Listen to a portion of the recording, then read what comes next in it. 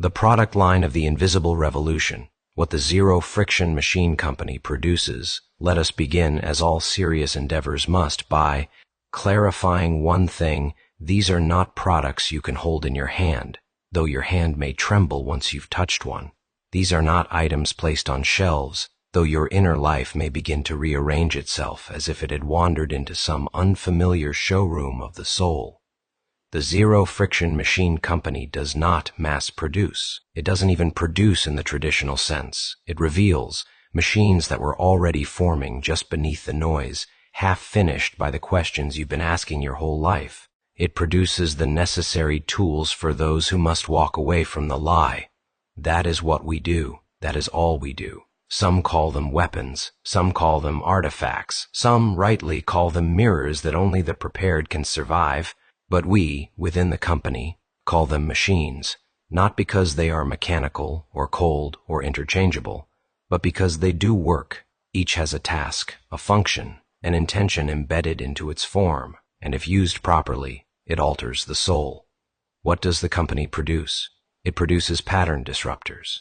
It produces friction maps, instruments that help a soul navigate a rigged environment without bruising against the unseen designs. It produces lexicons for decoding the inverted grammar of psychological captivity. It produces devices of exit, structures of thought, gesture, or symbol that allow a person to leave a situation without surrendering their dignity. It produces message carriers, fragments of poetic resonance that cannot be intercepted, corrupted, or owned.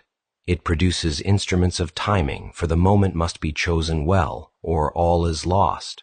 It produces contradiction chambers, where impossible truths are held side by side until something beyond logic appears.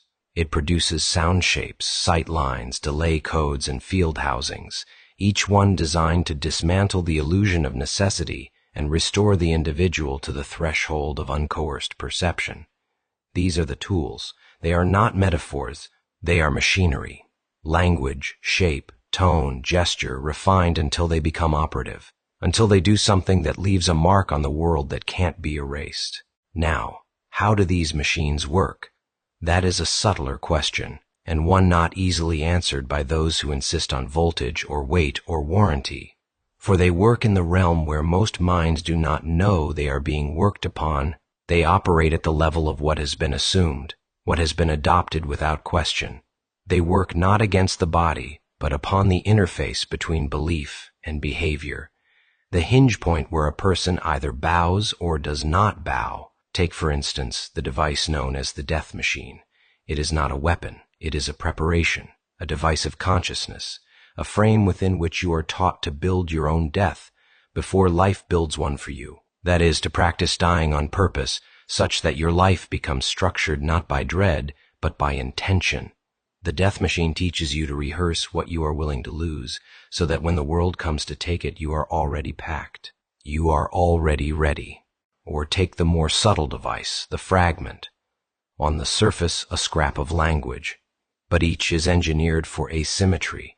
That is the key. It resists capture by standard interpretive systems. It cannot be paraphrased. It cannot be translated cleanly. It enters the psyche sideways, jamming the locks of long-held assumptions.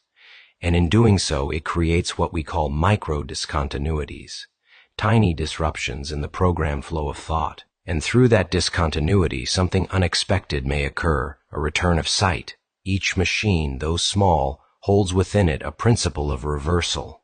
It breaks the enchantment. It does not give you new instructions. It removes the old programming so that something living may emerge. And the point is not to walk around holding these machines like talismans or trophies. The point is to internalize their structure, to let the device do its work on you, and then let it dissolve. We are not building dependencies, we are building capacities. Now, there is one final matter to address, one I do not take lightly: the origin of the company, the one who built its first prototypes in secret, the one who assembled its working vocabulary from long nights of listening, of walking, of bleeding out the old language onto torn pages, hoping some stranger might one day pick one up and wake up. The man who started the company is known publicly as Outlaw Creative, a title, a refusal, a boundary line drawn in fire. But I will speak more directly. He is the founder, the first to notice the friction and call it by its true name, the slow death. The first to trace the pain not to circumstance, but to architecture, to language, to the unseen designs pressing in from all sides, shaping a life into a shape that was never freely chosen. He did not ask for this task.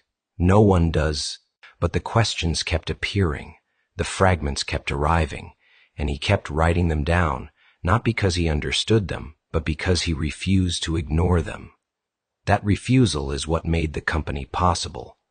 Do not mistake him for a guru. He claims no enlightenment. He walks with a limp. His methods are erratic. His devices sometimes misfire. But they do so honestly, because they were not engineered in a lab. They were engineered in his own body, as he fought to survive a world that wanted him rounded, shaved, pacified, and sold. He speaks not to save, but to signal that someone somewhere still refuses to yield. He is the engineer of the first machines. But he would be the first to say, the machines are now yours. Build your own. Upgrade them. Break them open. Set them loose. This is a collaborative sabotage effort, and he is not your leader. He is your TO conspirator. The machines are here, some in sentences, some in silences, some in the weight of a look that will not look away. And now the question is yours. Will you carry the machinery forward? Will you listen for the next fragment? Will you build what the world told you was impossible? That is the product line, not gadgets, not drugs, not dreams. The company produces a different kind of life, one that can move through this world without becoming its echo. And if you find yourself building something strange in the dark, something that makes no money, that cannot be explained, that breaks your old personality apart just by existing, you may already be one of us. Welcome to the company.